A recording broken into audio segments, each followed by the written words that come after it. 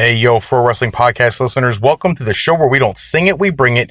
Make sure you click subscribe and show your support. If you're a YouTube user, click that bell so they tell you every single time a new episode goes up of the Pro Wrestling Podcast. Welcome to the official podcast of www.tsj101sports.com. Check out TSJ Sports for all the latest and greatest news in all of sports, whether that be football, baseball, wrestling, you name it. TSJ101sports.com covers it all. Guys, are you sick and tired of dropping $60 to $100 for the latest and greatest wrestling video game? Stop right now. Don't do it another time. Forget about all the other competition.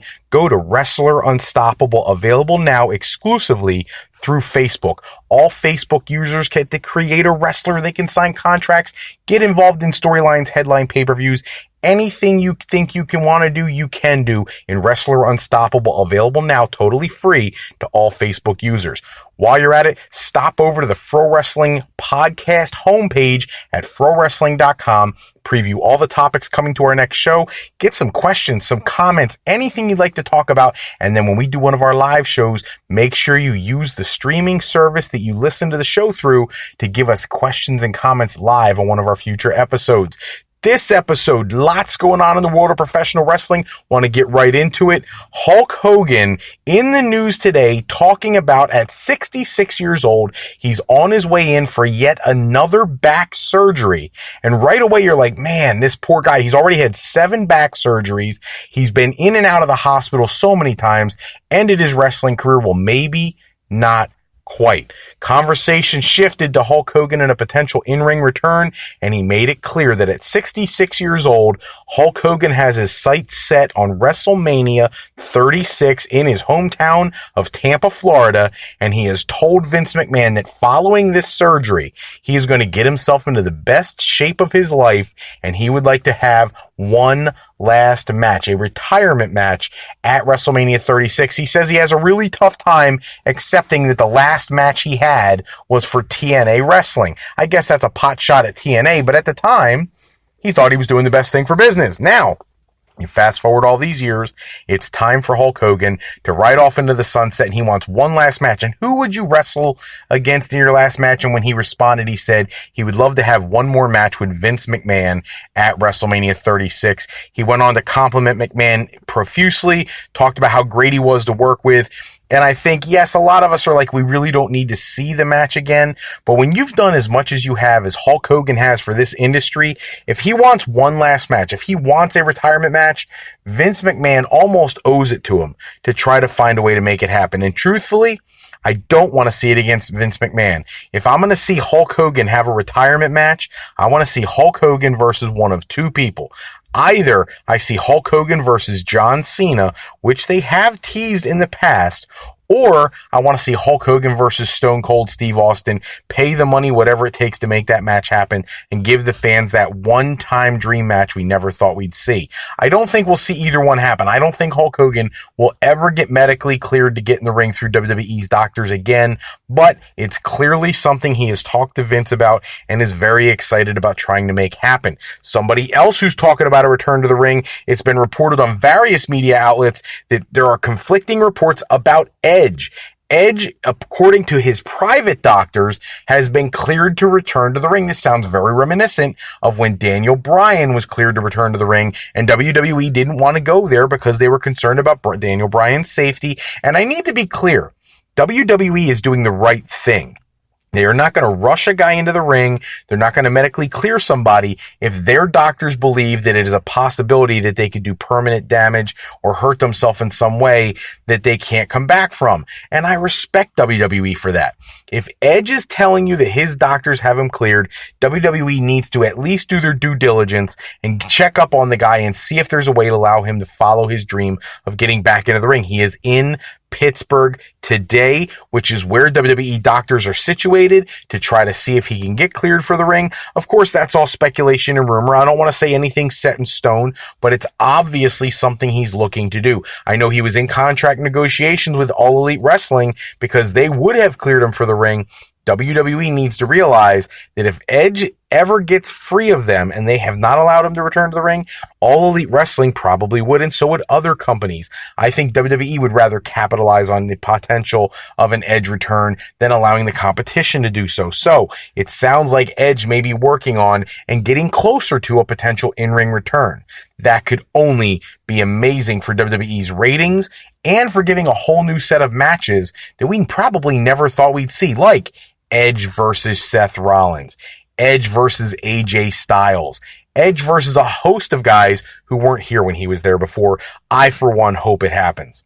Cain-Velasquez, everybody knows, showed up at the pay-per-view. Hell in a Cell, whether you love or hated the ending of the show, let's be completely transparent. Him showing up and attacking Brock Lesnar was incredible. It's a moment that I rewatched over and over and over as it happened. And now, apparently, he's officially signed with WWE, and the match is set for Crown Jewel, Brock Lesnar versus Cain-Velasquez, and that's a match that, honestly, I hope it's not a one-off. I hope Cain is signed for a significant period of time, because if you watch the match he had in AAA with Cody and Psycho Clown, etc., it was really well done. He clearly can move. He clearly has something of value to offer, and he's a guy that you could build a storyline around who Brock Lesnar would be legitimately concerned about, and that's obviously what they're trying to do with Rey Mysterio's comments on Raw. The other big thing is as we saw on Raw, Tyson Fury getting physical with Braun Strowman. This is another marquee match to put on the Crown Jewel show. That's the plan. Tyson Fury versus Braun Strowman at Crown Jewel. I do not like this match. I love the size differential. I think they're very similar in size and build, and Tyson Fury has a reputation that is legit, so putting him in there with Braun makes a lot of sense. The problem that I have is, who wins the match? Do you hurt Braun Strowman by letting him lose to a boxer, or is Tyson Fury really man enough? And I'm not knocking Tyson Fury. Is he man enough to allow himself to go down to Braun Strowman, making himself look weak as the world boxing champion? Or do we get some horrible schmaz ending, setting up some future program for Braun and allowing Tyson Fury to ride off into the sunset? Or is Tyson Fury interested in the much longer term plan, staying as a professional wrestler? I guess only time will tell. Sad news in the world of wrestling with Jeff Hardy. I've been a Jeff Hardy fan since he was young. When they first came out with, Doc Hendricks, Michael Hayes as their manager and everything. And he's been through so many ups and downs. And right now it just feels like he's constantly on the downs. Arrested again for DUI last week. He's going to be November 7th, he'll have his court date to find out what's going to come of this latest DWI. And, he had one of these earlier this year. WWE again with the same statement. He's responsible for his own actions, and they didn't really comment on it further. Even Matt Hardy came out on Twitter and was being very clear that he has tried to show Jeff all the love and support he can, but at this point, Jeff Hardy has to take control of Jeff Hardy. I hope he can take care of getting rid of these demons and get back to being the Jeff Hardy we all know and love.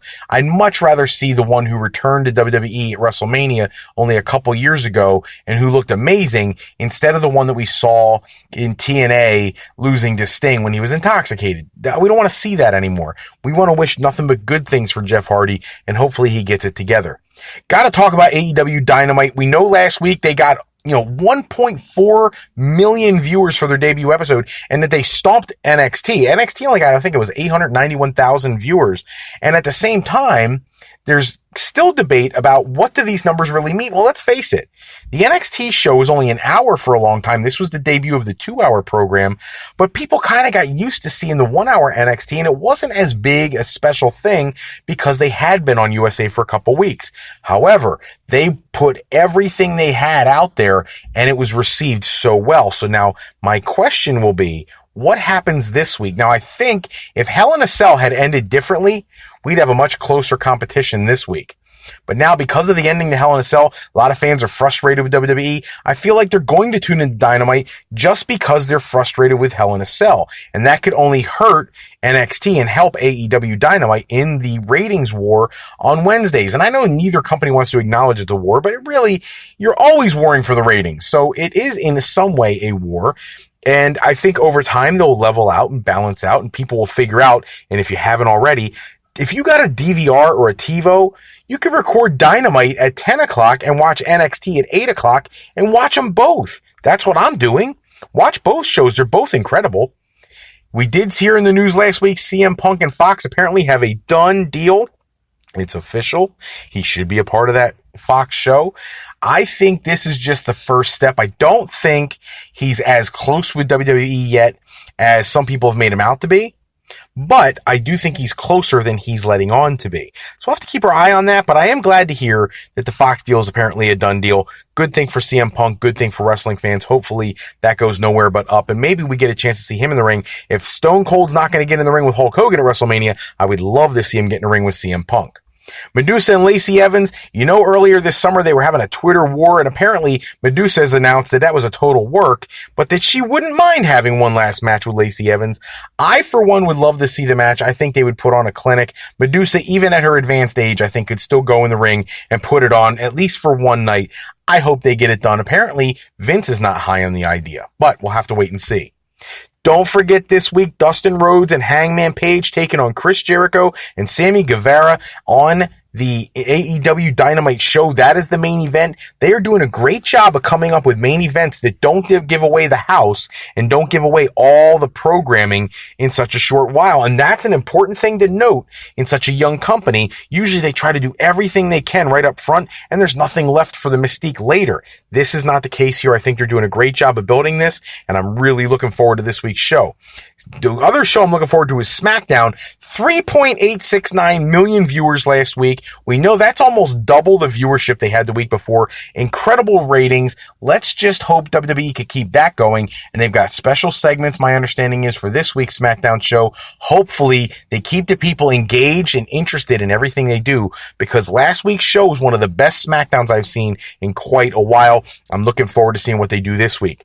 Former Impact Knockout Scarlett Bordeaux is headed to NXT very soon. She'll be in their next class. She's been working out at the Performance Center already, and she is a huge get for WWE. And the reason I emphasize this is because in a conference call today, Triple H announced that he does foresee another WWE Evolution pay-per-view coming in the future, that with all the craziness this year, whether it was the Fox deal, NXT moving USA, or whatever, there was a lot of things going on that made it so another Evolution pay-per-view didn't get done this year, but that there will be one at some point in the future, and it's something we should absolutely look forward to. And I think WWE knows that that's something that fans really want to see. So we're absolutely going to hopefully get to see that sooner rather than later. I think the ladies have earned the right and the reputation to be able to do that. Love what they're doing right now with the Charlotte and the Becky and the Alexa Bliss and everything that's going on. The tag team championship. I love Asuka spitting the green mist. So now you're getting some really exciting storylines with the women, and we don't even have people like Nia Jax, Tamina, and people like that in the programming right now. It will only get better when they get there, and sooner or later we're going to get that second Evolution pay-per-view. That's all the time we have for this episode. Check back with us next time. We'll run down the latest wrestling news and rumors. Special thanks, as always, goes out to AlleyRepair.com. Contact Alley Repair today for servicing of all your your skee ball, your pinball, your arcade games. Give them a call. They are the men when it comes to repair. Contact them today. Click the link on FroWrestling.com. Make sure you check out my page for our blog, in Fro's Corner, and go to www.tsj101sports.com for their latest articles on the world of professional wrestling and all sports. TSJ Sports, Pro Wrestling Podcast, partnered as the official podcast of TSJ101sports.com. Till next time, take care, everybody. Have a great night.